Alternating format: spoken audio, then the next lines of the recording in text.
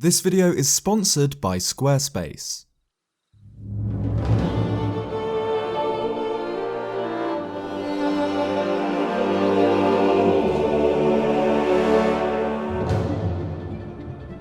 A few weeks ago, I looked at some of my favourite Easter eggs and references in Breath of the Wild, a game absolutely packed with everything from little nods to older games to entire classic locations, now found ruined and lost in the wilderness. But this post-apocalyptic adventure isn't the only game in the series to reference the others. So let's have a look at other Zelda Easter eggs and references in the series, in no particular order, continuing with Twilight Princess.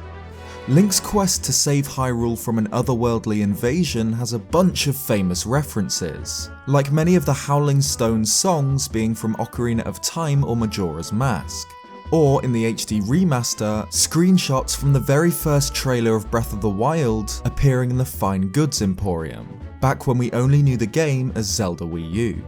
But while there are a load of well-known references, just like with Breath of the Wild, let's try and look at some of my favourite, more obscure ones. So subscribe if you haven't already, as we'll look at the Wind Waker next, and without further ado, let's get into it. Tingle is probably the single most divisive character in the series. Either you love him because he's a little bloke in green spandex who thinks he's a fairy, or hate him because he's a little bloke in green spandex who thinks he's a fairy. Either way, Tingle's appeared in Majora's Mask, Oracle of Ages, The Wind Waker and Four Swords Adventures, usually aiding Link in one way or another with maps and cartography. The wannabe fairy never appeared in Twilight Princess, however, and it's clear why. The overly cartoonish character wouldn't fit in the game's drab, realistic world, and would contrast heavily with the game's dark themes. However, this doesn't mean the game doesn't reference him. In Castletown, Link can play the Star game. The game is run by Perlo, a slippery man who aims to scam residents out of their money with a deliberately impossible game. Perlo wears expensive-looking clothes, and times his minigame on a small blue watch, just like Tingle's watch. Coupled with the green pointed hood and beauty mark on his chin, it looks as if Perlo was designed to reference Tingle, which actually is the case.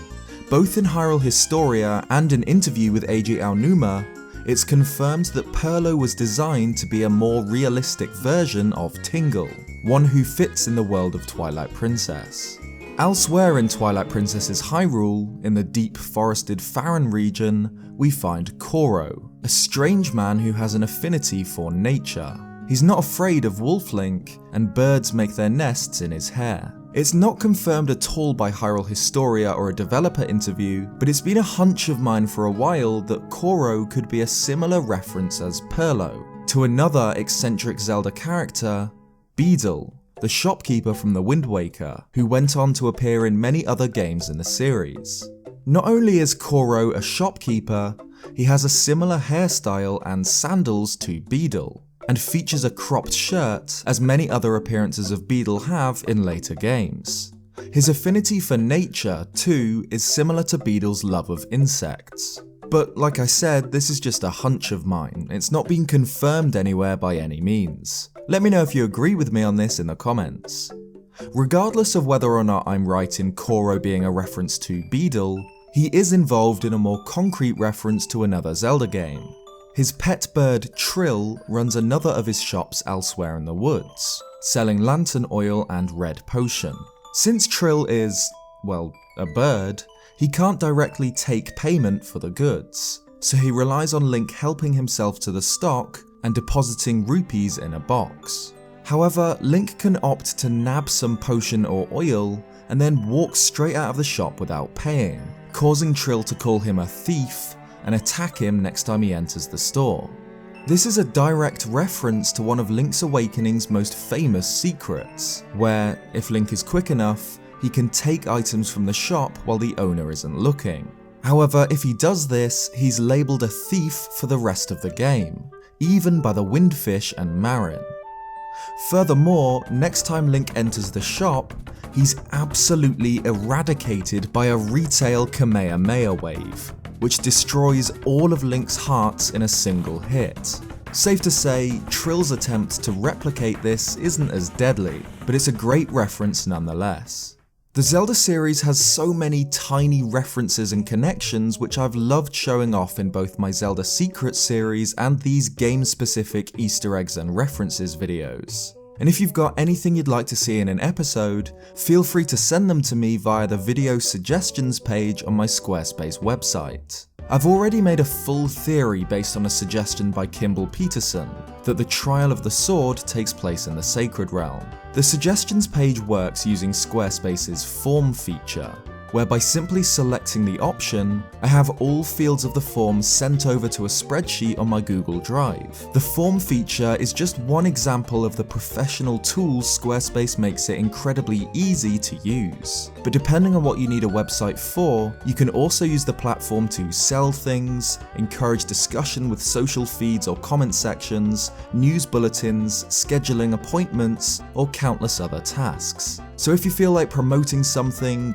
writing about something, or just making your mark on the internet, sign up at squarespace.com/Zeltic or use code Zeltic to grab 10% off your first purchase, which comes at the end of a free trial requiring no card details whatsoever. So if you want your own website, head over to squarespace.com/Zeltic and get started. Like I mentioned at the beginning, Twilight Princess features a few songs from past games, like those howled by Wolflink and the Hero's Shade. However, there are some which are harder to spot, or often overlooked, like the theme which plays while Link speaks with Rutella, Queen of the Zoras, being a remix of Ocarina of Time's Serenade of Water.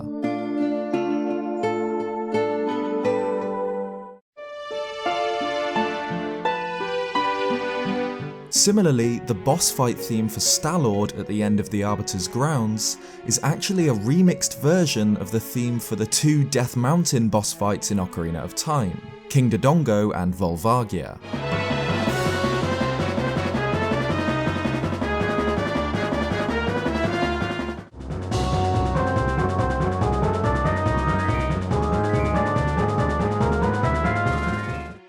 Speaking of Ocarina of Time, there's a really neat reference to one of the game's minor characters, found in one of my absolute favourite places in Twilight Princess, the Fishing Hole.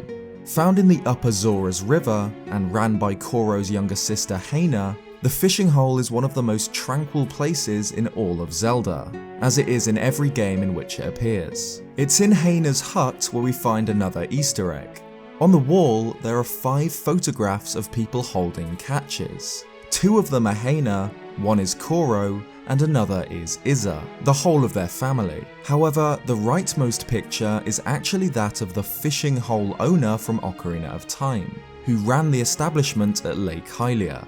Hahn actually claims to be a descendant of this legendary fisherman, and it's possible that she isn't lying, as when Link looks back to her after discussing the photo, she'll begin scratching herself just like the fishing hole man did in Ocarina of Time.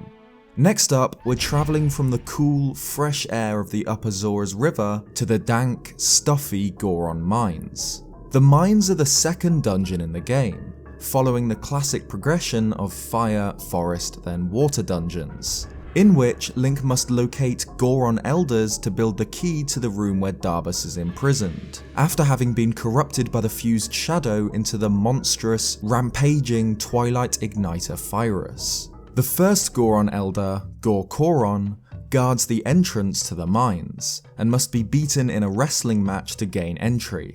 He's a pretty regular Goron though, the other elders are much more interesting.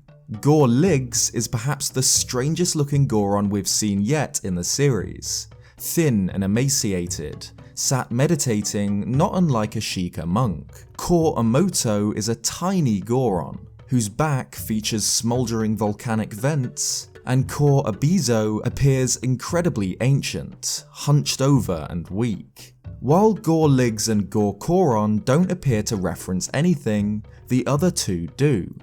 Gor Amoto is actually named after legendary game designer and creator of the Zelda series, Shigeru Miyamoto, in both his English name, Amoto being short for Miyamoto, and Japanese name, where he's known as Gor Shigeru. Gore Abizo too references something related to Zelda, this time another character, the Goron Elder from Majora's Mask.